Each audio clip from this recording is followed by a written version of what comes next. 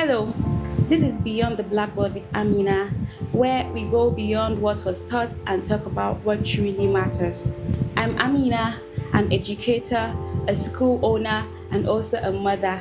And today, I'm going to tell you a story on how motherhood completely redirected my life. After I got married, I permanently moved to Lokoja. It was the beginning of a new chapter, a new phase of life. And then I fell pregnant, and like many mothers, I started to prepare. Where will my child go to school? Where will my child go to daycare? When I have to go back to work, who are the people that would look after my child? So I started searching. I went from daycare to daycare, school to school. I was just going about, I was preparing because I knew that eventually I would have to go back to work. And then I wanted to see what options I had.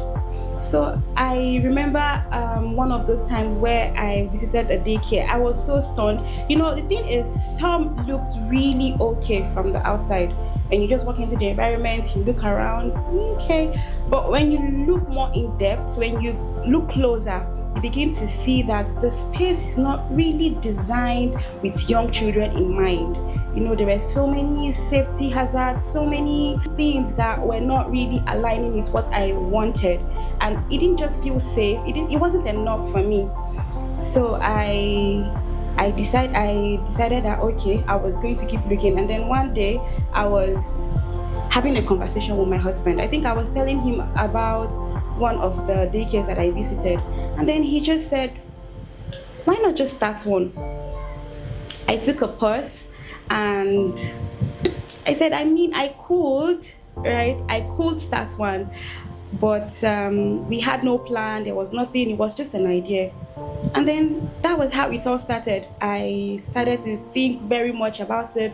As a matter of fact, I went back to school, right? I decided that if I was going to nurture young minds, I have to know what it really entails. So I went back to school to get a degree in education. I started to do research.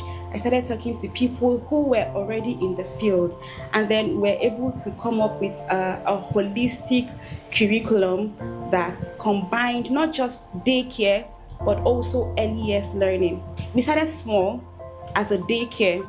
Parents responded because I knew that like me, there were so many parents that needed a service like that or had no other alternatives. We started in a small space. It had the essentials, everything that it needed. We hired caregivers and we trained them ourselves. So like I said, we started small and intentional daycare, and parents responded well.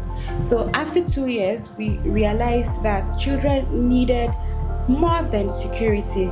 They needed a holistic, well put together early years curriculum that would work. We realized that children needed structured academics, emotional development, play-based learning, and confidence building. Many early years systems focused on memorization and performance.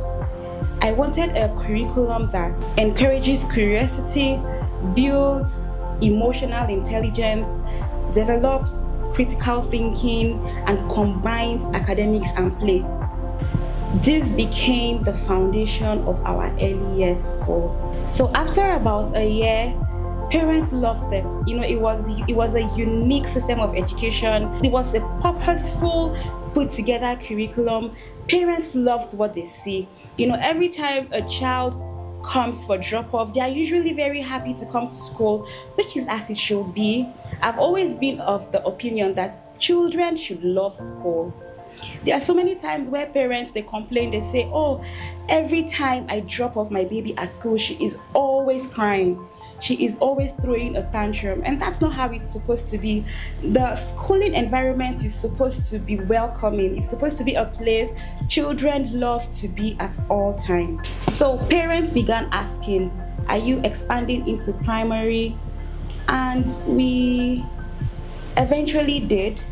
Today we are transitioning into a fully structured nursery and primary school in Lokoja. It all started with one mother asking a question, and then it became a mission to rethink education in Lokoja. This podcast exists because conversation about education needs to go beyond the schools. It needs to go beyond the blackboards. It needs to go beyond the school walls.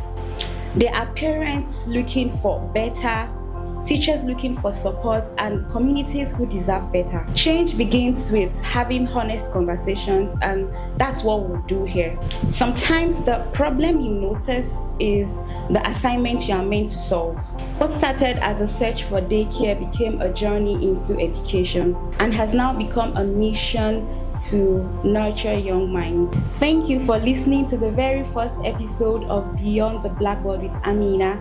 See you in our next episode.